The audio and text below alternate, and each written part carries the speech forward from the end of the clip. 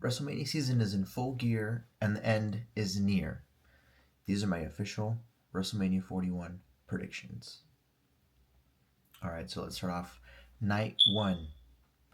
In no particular order, I just know what the main events are, and I'm going to go off of that. I don't know if the matches are advertised and how they've been talking about them on Raw and SmackDown, if that's the official card order. So to play it safe, I'm just going to go off of what the main events are. So in no particular order, WrestleMania 41, Night 1, Rey Mysterio versus El Grande Americano. Definitely not Chad Gable. It is not Chatty Daddy. It's a damn shame. It's a damn shame that he's once again not on the card. Snubbed last year instead of Sami Zayn, and once again now. As far as the actual prediction, I think it is going to be Rey. I would love for it to be El Grande Americano, but a legend like Rey Mysterio is not gonna lose, not gonna take the L in what could be one of his more final WrestleMania appearances. They did say this is his 13th one, so shout out to Rey for having 13 so far. Yeah, I'm gonna go with Rey Mysterio versus El Grande Americano. I'm glad this isn't a mask versus mask, because that would have just given away that Rey's winning. I don't necessarily think it's a giveaway right now without that stipulation. There is a chance El Grande goes over. I don't necessarily think so. So yeah, Rey Mysterio to go get the dub over El Grande Americano. Let's do the WWE Women's Championship match with the champion Tiffany Stratton going up against the Royal Rumble winner, two-time Royal Rumble winner, Miss Charlotte Flair. Been a little underwhelmed with the build for this. At least I was. It took until Charlotte was name dropping Ludwig in the DMs that there was a little bit of drama and turmoil. Even like brawls on their way to the arena, which I'm here for. I'm definitely here for that. I think this match is going to cook. I think this match is probably going to be the best match of the card, if not in that undisputed top three when it's all said and done.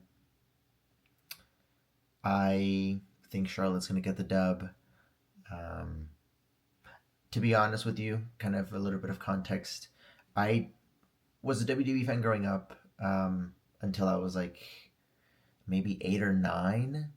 And then after that, I think I had this perception of it wasn't going to be cool if I liked it. So I kind of just gradually went out of it. And that was maybe like 2012. So I was maybe like 10. Because one of the things that I do recall was Brock Lesnar coming back in 2012. Not necessarily him coming back, but I do remember like watching or kind of being aware that that happened in the moment. So at least 2012 and then maybe like 2013. There's a couple things I remember, like Undertaker, CM Punk, kind of things like that. Cena versus Rock Part 2, twice in a lifetime, as Santi Zap says. But yeah, so I haven't really, and then I didn't get back into it until like WrestleMania 39. It was pretty much TikTok that put me on to the Raw after Mania 39, because again, for some reason, Brock Lesnar kind of as a reference, which, oh, um, but I remember him turning on Cody. Cody and Brock team up against Roman and Solo, Raw after Mania 39. And then in the intros, obviously Brock hits him with an F5 and kicks off what ended up being their trilogy, I believe. But I didn't have USA Network, or what did SmackDown used to be on? Fox? Yeah, Fox. Sci-Fi is way back when I was younger. Fox. So I would only be whatever TikTok was putting on. So if there was clips of matches or segments, I was aware of those. Obviously, they wouldn't show the whole thing, but predominantly, I got a general idea. And I would just watch various, because people post different clips and whatnot, or just to get kind of the same clip but different perspectives. I think that's pretty cool. Shout out Santi Zop. Alan Owens, and a little bit of Con Man. He's come up every now and then. And then I believe the other one's name is something with the name Jeff. I hope that's right. I'll fact check that and plug it in if it's not right. Yeah, so sorry I went on a tangent midway through. So I haven't seen a lot of Charlotte Flair, like actually in ring or promo battles. I haven't really gone back to check in on stuff from that like 2013 to 2023. Wow, 2023, that like whole decade.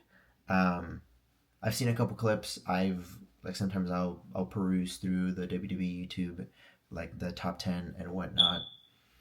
Um, but yeah, I haven't really seen a whole lot of her. And then obviously got injured. Ultimately, Charlotte Flair gets the dub, and she will once again be champion, which I've never actually been a fan of WWE since. And there's been a champion Charlotte Flair, so that'll be interesting to see.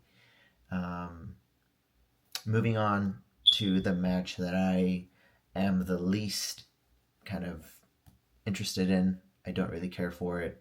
I don't necessarily want to say it's going to be my bathroom match, but I wouldn't be opposed if I happened to miss that one. And that being the World Tag Team Championship match between the War Raiders going up against the New Day, Kofi Kingston, and Xavier Woods. Honestly, heel New Day, I was a fan of them. Definitely love the heel turn on Big E, but they haven't really done anything with them. Anything that's made me want to be, keeping in the loop of what's going on, or even kind of just increasing a little bit of a fandom for this. I'm a part of the train, at least for the New Day in particular, of Let Papa H cook. I think there's going to be something planned, something big, and I think it happens at this Mania on Saturday. And I believe we're going to be getting the New Day once again as tag team champions. And honestly, the fact that this is on the card as opposed to the awesome SmackDown tag division, I think the only thing that it has to be just Big E coming back in some capacity. I don't necessarily think it's going to be during the match. I think if it was during the match, War Raiders retain, and then they go and do their thing, and then probably after Mania, moving forward, we'll have Xavier and Kofi up against Big E. I don't necessarily know if Big E's going to be back in ring, or if it'll just be kind of promo battles back and forth. I honestly don't think Big E's going to be back in the ring anytime soon. I don't want to say forever. I'd like to see Big E for myself live while he's, in concurrent storylines, not necessarily me just going back to like the Money in the Bank cash-in, for example, is the one that I know the most. We'll see Big E. We'll see Big E at WrestleMania 41 for sure.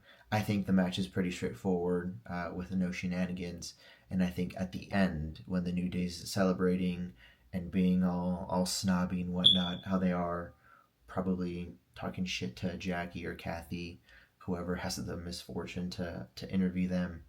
I think that's when you get the Big E pop. The Big E pop's gonna go crazy. By the way, I'll be happy to see him as a fan. Like I said, yeah, New Day, new tag champs, WrestleMania 41.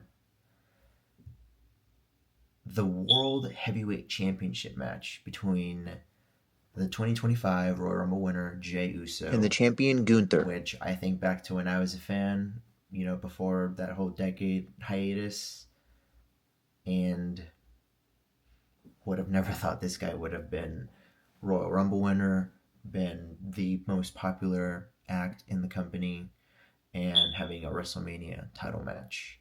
But fair play, shout out to Jey Uso, put in the work, got over the Yeet Master himself. I don't want this to be called the World Heavy Yeet Championship, by the way. WWE Twitter did that, and I'm not a fan. Please, let's not have that be a thing. But yeah, Jay's going to be winning this on Saturday. He is the most organic thing to come out, at least since I've been a fan.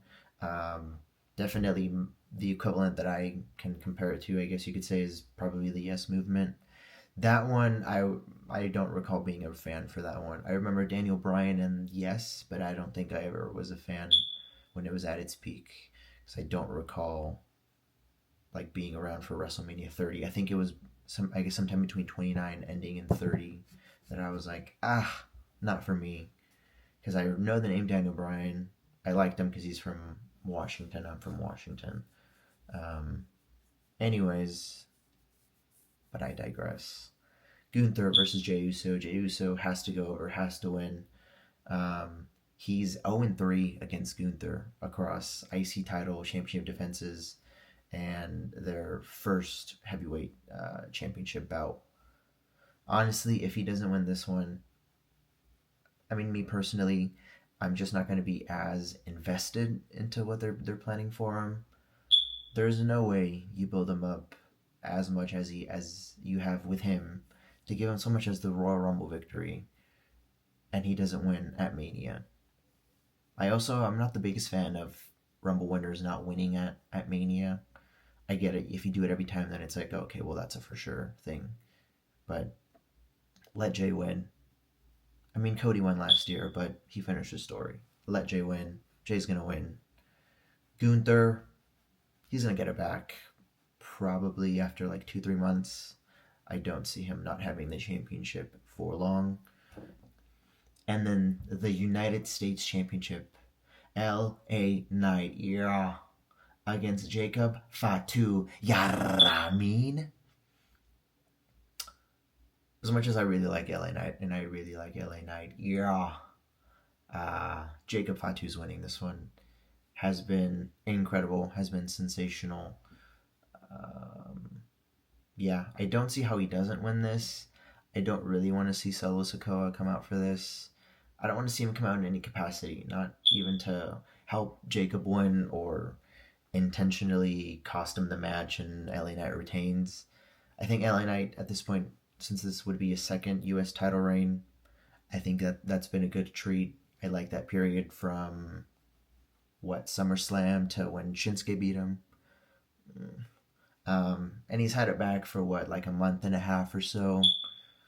Yeah, I'm fine if he goes on to another feud, another storyline, or even has a little. No, don't give him a break. Don't give him a break unless he really wants something. But yeah, I wouldn't mind seeing him in other storylines, see if there's something that can be had for him. And yeah, let Jacob cook. Let him run that SmackDown mid card division. And but whether that's against Solo at Backlash or there's something there, I guess let it be after the match. I don't want to see anything during the match.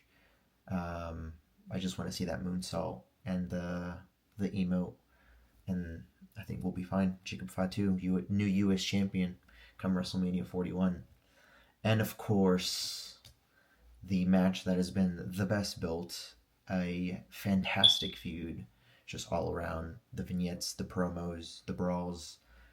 Jade Cargill versus Naomi. I think because she was brought in as a notable free agent, and we didn't get to see her for that stretch because she was written off for that injury. I don't think I don't really like the idea of having her come back from an injury in what would be her first match, and she loses at Mania. So I think Jade Cargill's going to get the victory. I think Jade Cargill in the short term is going to be the one to reap the benefits, probably leading to a feud and a match, maybe one or a sequel with Charlotte Flair. They definitely teased that not that long ago. But I think the long term vision or the long term kind of winner will be Naomi. I definitely see her being one of Queen of the Ring or Miss Money in the Bank. I think she's in for a big year. So that potentially could be, if it's, Queen of the Ring, could see her being a champion as early as SummerSlam. If it's Money in the Bank, if not in the remainder of 2025, definitely a cash in her future in 2026. I think she'll be great. And again, I remember Naomi kind of before she was a main eventer, kind of more so her as a mid-carder. The Funkadactyls with Brodus Clay. man, things have really changed, or things really changed. But yeah, short term, Jade Cargill going to be the recipient of all good things. Naomi more in the long term. I don't know if this is going to be a one-off match, but at the very least, Mania 41, Jade Cargill will be the winner. And yes, lastly, the main event, la creme de la creme, the triple threat match between Seth Rollins, the original Tribal Chief Roman Reigns, and CM Punk with Paul Heyman in his corner. Honestly, take your pick of who wins this. I could see kind of reasonings for everybody. I don't think there's one wrong answer. I mean, look at the names. There's no wrong answer. I think maybe in these last 2 weeks they've kind of been steering more so the Seth Rollins narrative as opposed to Roman or Punk. Call me crazy. This might be a little bit of a hot take, but I think the one that we could least see pick up the victory is Roman. And that is nothing at all attributed to in-ring ability as just a worker, a character, not at all. Trust me, I remember, actually, no, I was a fan when they was still Shield Roman Reigns. I didn't realize he was pushed. I didn't realize he was that hated when he was the big dog. I did not realize it ran that deep. But then, obviously, just looking at previous, just prominent storylines, main event picture, this and that, Reigns was always, as everybody says, just being shoved down your throat, just put in your face.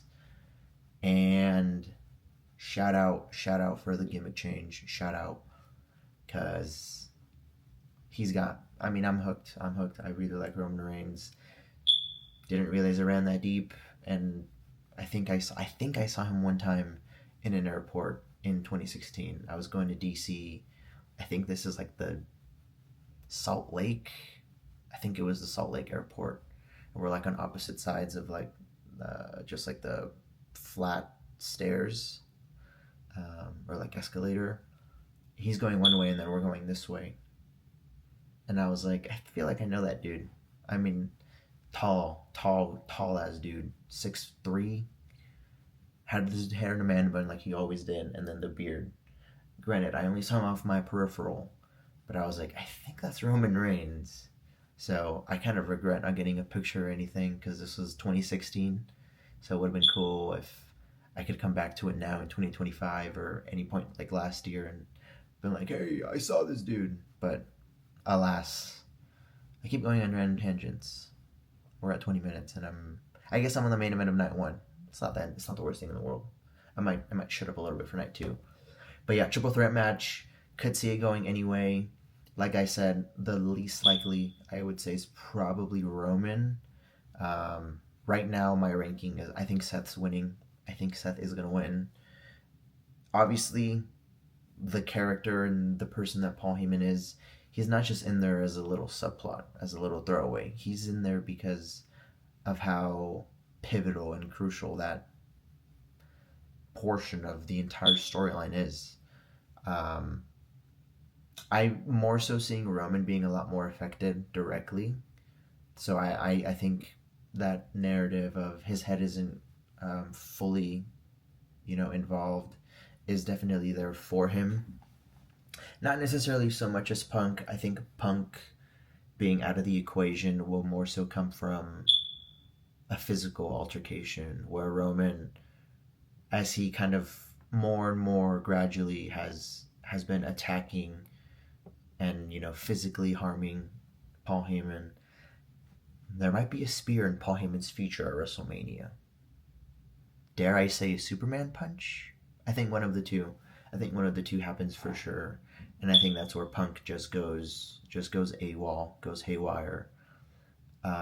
Probably takes out Roman with maybe like steps or announce table or something. And I think within that, the last sequence is Seth against Punk. Punk obviously just being broken and battered after that, just nasty with Roman Reigns. Little curb stomp, 1, 2, 3, burn it down. Seth Rollins winning the main event at WrestleMania 41. night 1. Moving on to night 2. Again, we know what the main event is, so just in no particular order within that. Women's Tag Team Championship match between the champions Liv Morgan and Raquel Rodriguez against Bayley and Lyra Valkyria. And I am in the crowd of people that, why is this a thing? Why are Bayley and Lyra just a tag team? They won a SmackDown gauntlet, and now they're in Mania. We're not having... See, it doesn't even... This article on Yahoo Sports doesn't even list Lyra as the Intercontinental Champion. Like, are we serious right now? That's infuriating. I would have preferred to see, like, Bayley versus Lyra as a one-on-one at Mania. Bayley versus Lyra versus Liv as a triple threat. Honestly, make this a fatal 4-way. You even could have done that. Literally anything. But they introduced these mid-card championships. Lyra won hers, Raw Netflix debut, January 6th. So 3.5 months later, like literally to a T, she's on the Mania card, yes, and you'd think it'd be for the IC Championship, but no. She's in there for the tag team championships, which they're not winning because they're not even a tag team. There's got to be something here. The match is going to be fantastic. It's going to be awesome. I'm not worried in the slightest about the match. It's just more so like, do something else, please. Maybe Bayley turns heel. That'd be kind of cool. And then that can be an immediate Backlash match. Run it back at Backlash. Heel Bayley against Lyra. Give them those 2 weeks in between to have promo battles or vignettes. I wouldn't mind seeing that. But yeah, Liv and Raquel are retaining. Maybe some Bayley heel turn, but who knows. Immediately after that, I'm just going to do AJ Styles versus Logan Paul as the build-up. I don't care for it. I think the match is going to be awesome. Honestly, the pulverizer is a sick move. It is insane. I don't think Logan's going to be winning. I think a legend, the icon, is the phenomenal one in AJ Styles. I don't think he's going to take the L. Even then, they haven't really given a lot of narrative and care and attention for this storyline for me to think anything more of it. I think this is here just to be a really awesome match. I think there's going to be a Prime Bottle involvement, whether Kai Cenat, Mr. Beast, or Jake. I don't really care for it. Whatever. I think AJ gets the win. I don't think we see the pulverizer. I think they've probably highlighted it and we've seen it a lot because we won't be getting it at Mania. But it's a sick move. Crazy. Honestly, not a whole lot to say. Don't really care for it. I think it's gonna be fire, but as of the build-up, haven't really gotten me that much invested. Intercontinental Championship, Fatal 4-Way, Braun Breaker as the champion going up against Dominic Mysterio against Penta and Finn Balor, Mr. Pin Balor. Insane match. I think this match is going to go crazy. The match is going to go stupid. I've seen Santi Zap saying and really pushing the narrative that Dominic's going to win. I mean, I can see that. Obviously, been doing a lot of back and forth. Him and Finn against Dominic and Liv, and I guess overall the entirety of Judgment Day. We don't really count Carlito. He's kind of just there to be funny. I don't think Penta's winning it, not because I don't want to see him win it. He's awesome. I just don't think they'll do it right then and there. I don't think Finn's winning. I actually really like Finn Balor. I don't think he's gonna win it. Honestly, I think Braun retains. Nasty spear. If we see a triple spear, I will pop insane. We just saw him do a double spear to Dom and Carlito.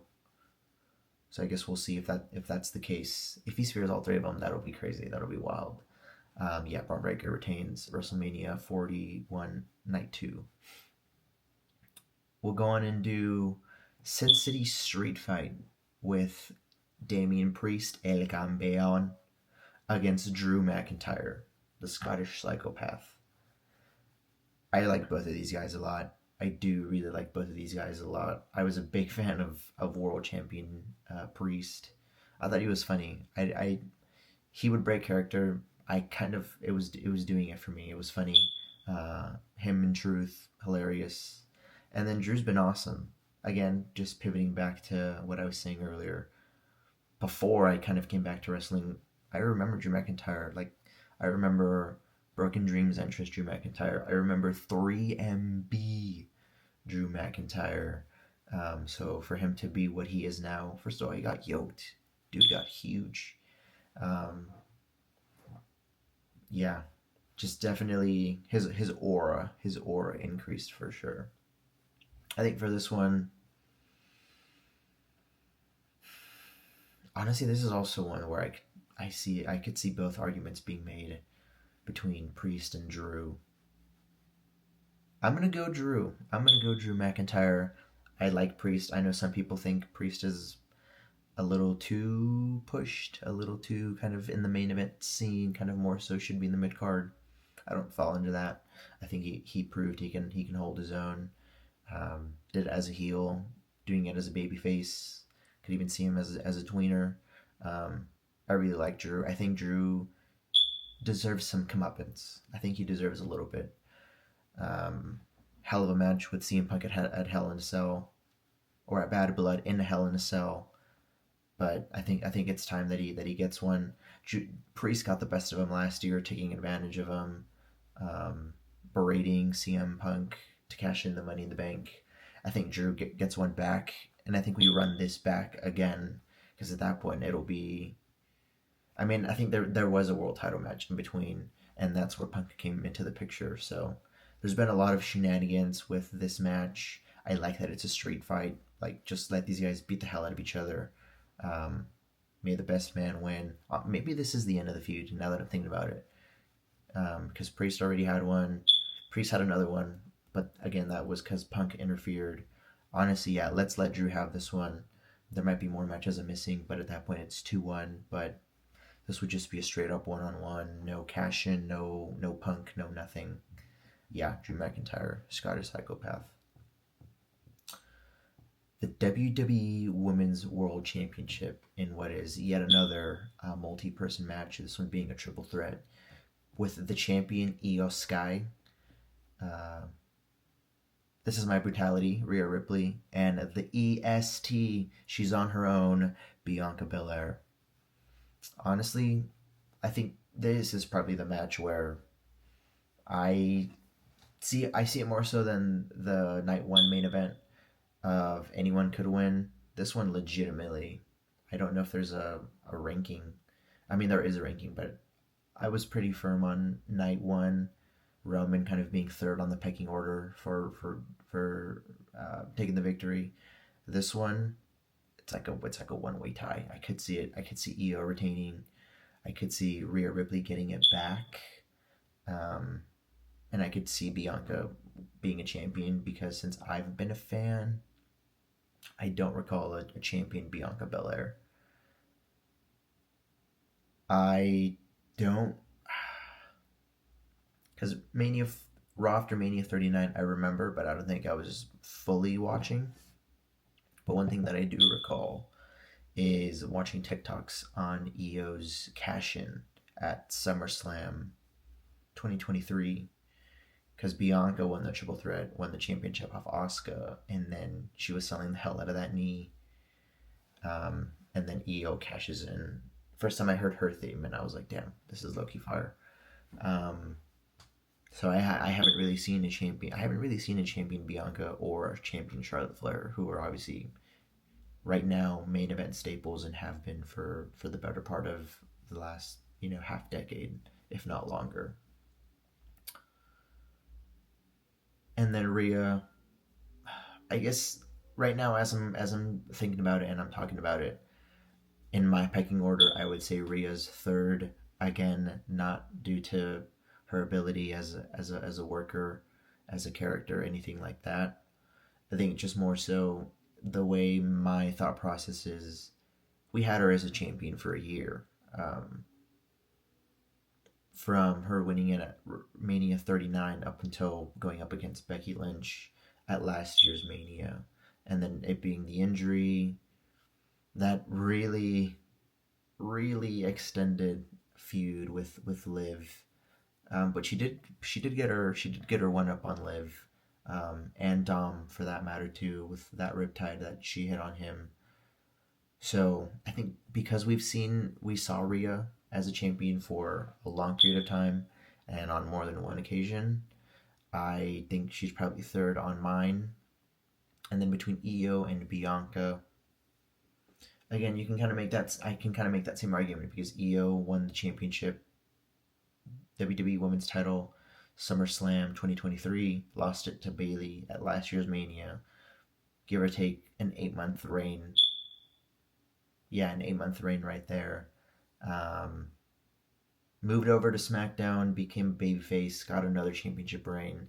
It would be unfortunate if she only held it for what would be about 6 weeks, since Chamber was what, March 1st, so Mania was March 3rd. Yeah, like 6 weeks. But again, I see EO winning it after like 3 months. Um, because I think I just gave it away. But I think Bianca's winning this one. I think she is. They haven't really done the best job of talking about it a whole lot. I kind of want to say a little bit of that is so it's not just a constant thing that they're just shoving in our face about her having a streak. In the most recent episode of Raw, and the Go Home episode, in with each of them having their own like promo backstage vignette thing, she mentioned it. She's like, I don't know if she said 4-0, but she's like, I haven't been pinned. But that could also be said, and then she does get pinned, and then it's like, oh well, damn, there goes that out of the equation. But no, she's 4-0. I think she's going to be 5-0.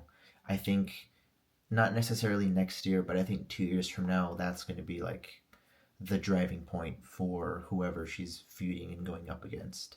Whether it's someone that's established right now, or someone on the come up, or NXT, like a Roxanne, like a Stephanie, like a Julia, or anyone that comes from like LFG or literally anywhere. Could even be just whoever's a free agent at that moment. Yeah, so I think she'll be 5-0 at least up until this Mania. I guess we'll see what Mania 42 entails, but at the very least, WrestleMania 41 Night 2, I believe we are getting a new champion, and that is going to be the EST, the one you can't spell WrestleMania without, Miss Bianca Belair. Lastly, the main event, the one rounding off not just Night 2, but the entirety of WrestleMania 41, the match for the undisputed WWE Championship between the champion, the American Nightmare, Cody Rhodes, and the 2025 Elimination Chamber winner, the man who sold his soul to The Rock, Mr. John Cena, the icon, the franchise. Again, I gotta do just one more callback to what I was talking about. Like, yeah, Cena was the guy. Cena was the dude for me. I had to get excited for his entrances. I definitely see why, even though he was such a part timer and whatnot, like he's always just gonna have kids as fans. I don't know how that'll be moving forward, since he just won't be, at least in ring. We'll see how much he actually is a part of WWE moving forward after the conclusion of the year.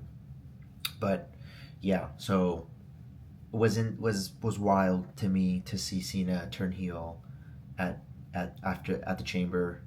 Um, I never thought that was gonna happen. Never thought that'd be the case. I'm here for it. I hope it doesn't happen until the end of the year. I kind of want the babyface turn to be at SummerSlam, or like the Raw after SummerSlam or something like that. I think give it like a solid 4 months to just be heel and dastardly and go up again. Do the exact same storylines that I grew up on. Do Cena versus Orton with Orton babyface, Cena heel. Do Cena versus Punk, same scenario. Punk babyface, Cena heel. Let me see new shit like Cena and Drew. Yes, please. Um, Let me see Cena versus Rollins. Again, Cena heel, Rollins babyface. I need all of those. I need every single prominent A-lister main event match and feud that you can have with Cena. I think Cena wins this one. Cody, thank you very much. Again, I recall you before I stopped being a fan. Dashing Cody Rhodes. I remember those entrances where the Titantron would have a mirror and he would just do the whole checkout thing. I remember mustache Cody Rhodes. I remember clear mask, broken nose Cody Rhodes.